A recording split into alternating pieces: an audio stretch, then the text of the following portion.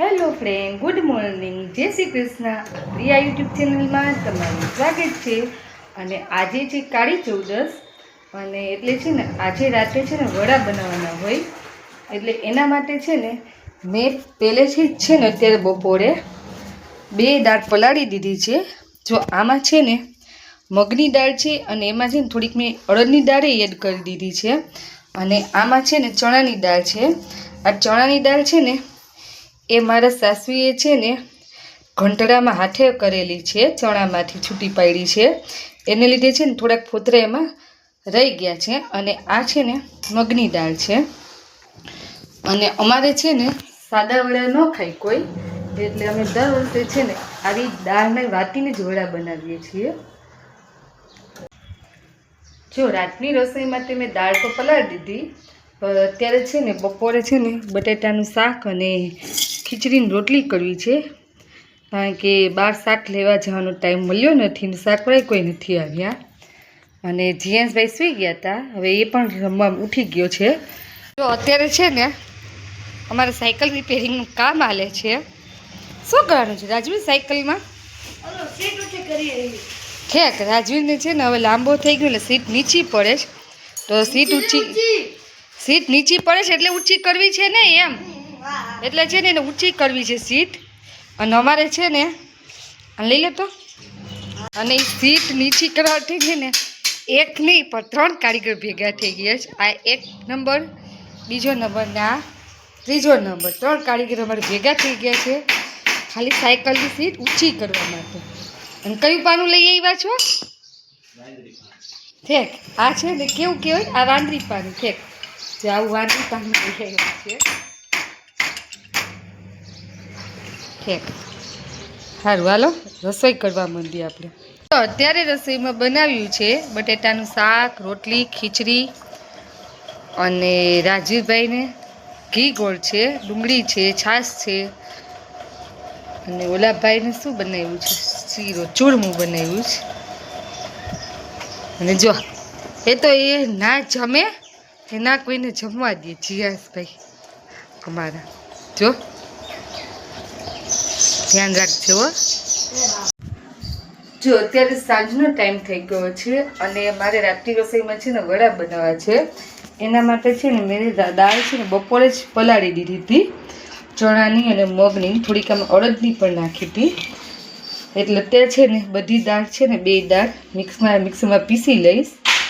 અને જો બીજા મસાલામાં મારે લીલું લસણ, મરચાં, 1 ડુંગળી, અને આદું ને ધાણા ભાજી, અને એ બધું પેસ્ટ કરી નાખવું છે. તો સૌથી પહેલાં એ તૈયારી કરીશ. દાળ છે ને પલાળી હતી ને એ બધી મેં પીસી લીધી છે, મિક્સરમાં અધકચરી જ રાખી છે. પછી આમાં છે ને લસણ, ડુંગળી અને મરચાંની પેસ્ટ બનાવી છે. પછી આદું છે ને સરખવામાં ન થાય એટલે એ મેં ખમણીથી જ ખમણી લીધું, અને સાથે ધાણા ભાજી પણ સુધારી લીધી છે. આમાં બધા મસાલા છે ને આમાં એડ કરીશ, જો આમાં.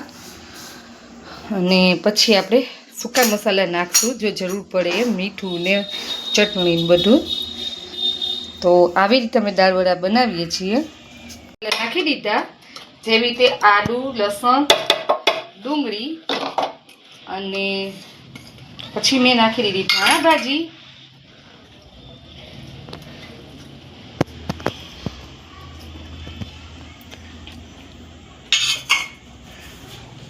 અને મીઠું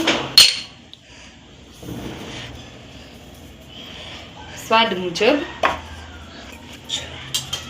પછી નાખી થોડીક ચટણી મેં થોડીક જ નાખવી છે, કારણ કે આમાં મેં લીલા મરચાંની પેસ્ટ પણ નાખી છે. પછી એમાં નાખ્યું મેં ધાણા જીરું,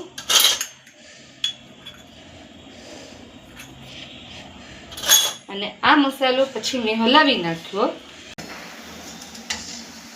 જો મારે થઈ ગયું છે બેટર તૈયાર, અને હું છે ને આ વડા છે ને તરવા માંડી છું. થોડાક મેં બનાવી પણ લીધા છે. હવે વિશાલને છે ને ચખાડીએ, પછી પૂછે કે એમાં શું કાંઈ ઓછું હોય તો ફરીથી નાખશું.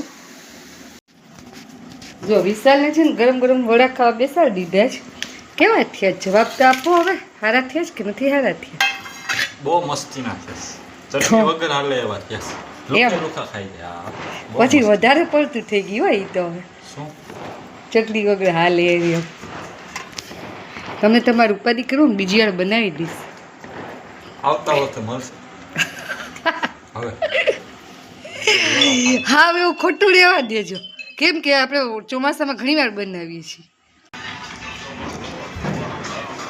જો વિશાલે છે ને જમી લીધું અને એ છે ને જમીન ઊભાઈ થઈ ગયા છે અને હવે છે ને હું જમવા બેસીશ.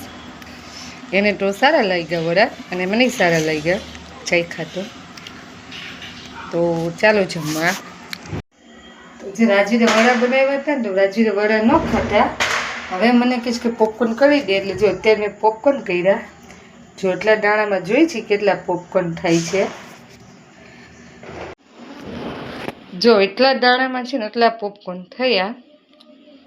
હવે ગરમ ગરમ પોપકોર્ન ખાવાની મજા આવે. રાજવીને પોપકોર્ન ખાવા છે એટલે અત્યારે થઈ ગઈ હતી 11:30 અને આપણે પણ આ વિડીયો અહીંયા જ પૂરો કરીએ છીએ. જો વિડીયો સારો લાગ્યો હોય તો લાઈક કરી દેજો, ચેનલને કરી દેજો સબસ્ક્રાઈબ.